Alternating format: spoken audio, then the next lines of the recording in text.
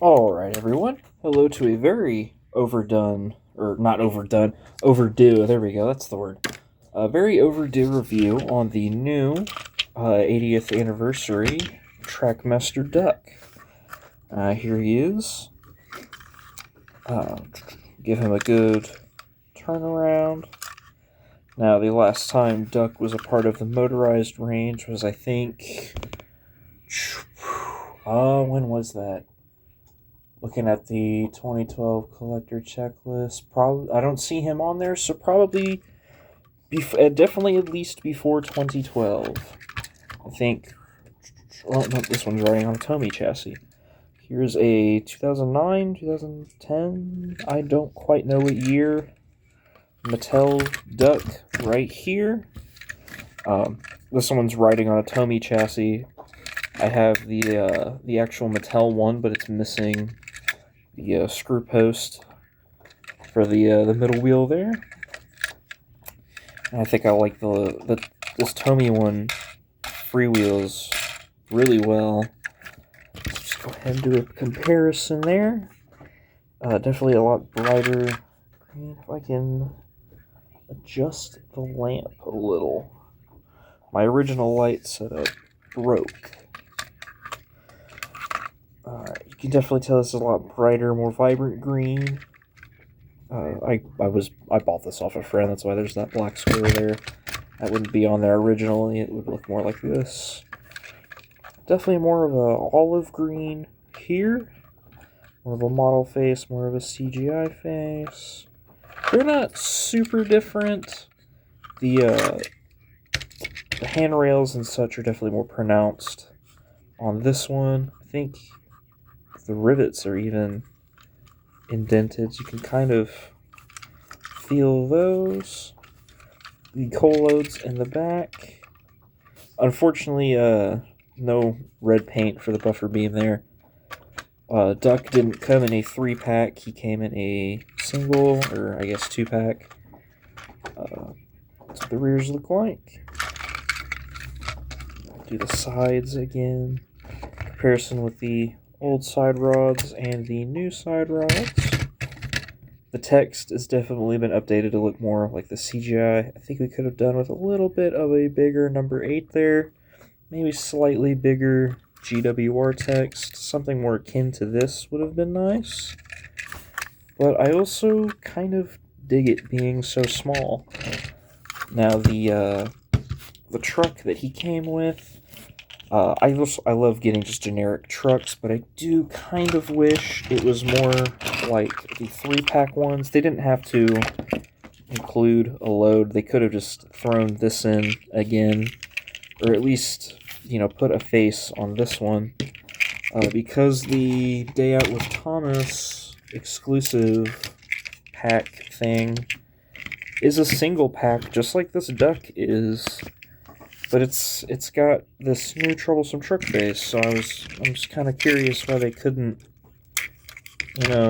do that. I know that it's kind of drab colors together, but this truck is a very drab red, so I'm not quite sure what the thought process here was. I'm just happy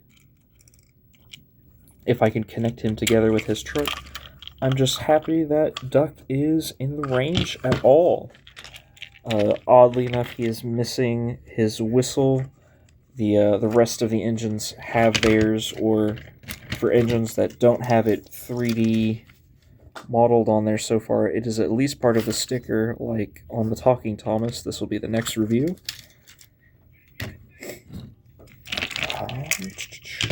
Now it's another good. Don't really have anything much more to really say about Duck.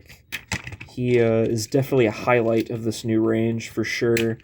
Out of all of the excitement for this new range, I guarantee you more than half of that is just for the fact that they brought Duck back at all.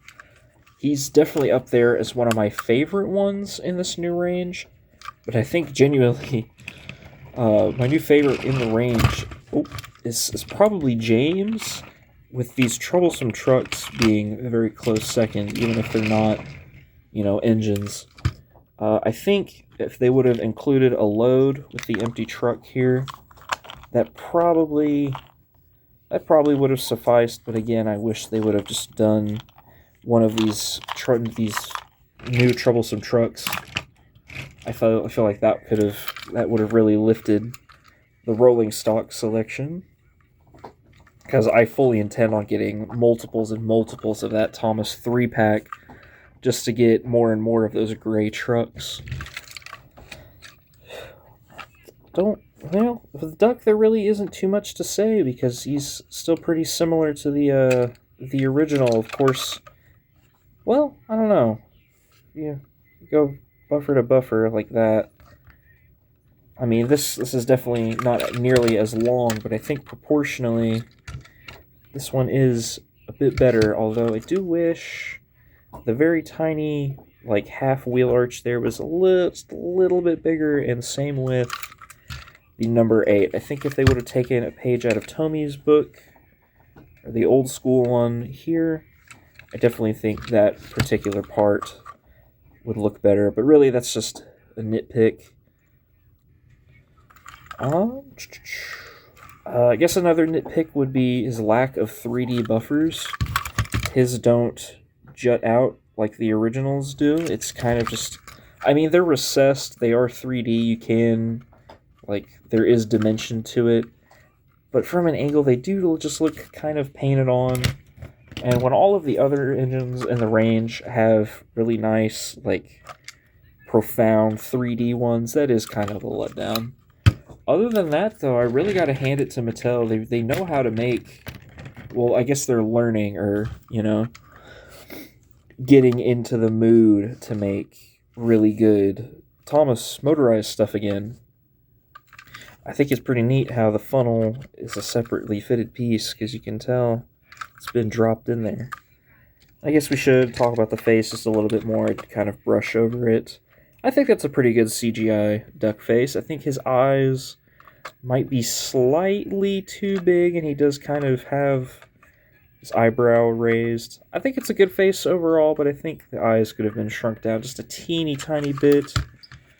Of course, here's the Tomy face. I don't know why I put him back down. But that is what they look like together.